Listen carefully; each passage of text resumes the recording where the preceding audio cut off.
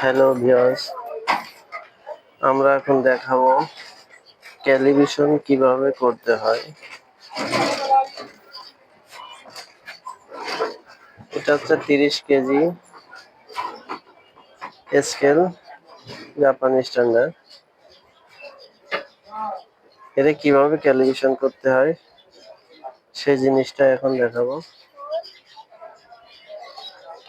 3, 6, 5, 8 টিয়ার। এই টিয়ার দেওয়ার সাথে সাথে আপনার ক্যাল লেখা আসবে। ক্যাল মাঝের অংশ আসবে 0, তারপরে 1 চাপলাম, টিয়ার দিলাম। এবার ক্যাল মাঝের অংশ আসবে 2, নিচে আসবে দাগ। এরপরে আপনি যেটা করবেন, এরপরে বাটখারা দেবেন।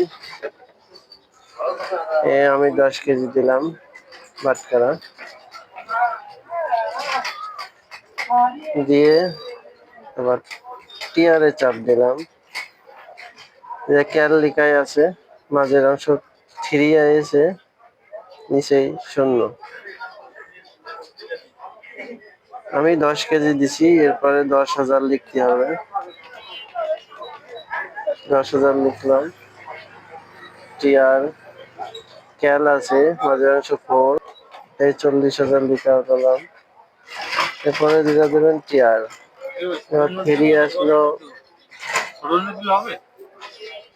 ফিরে আসলে পয়েন্টটা সরানো যায়। অনেক সময় যদি 2 দেন তাহলে পয়েন্টটা সরবে, 1 দিলে সরবে, এই 1 দিলে পয়েন্টটা থাকবে না। এটা 30 কেজির মেশিন, তাই এখানে 3 দিতে হবে।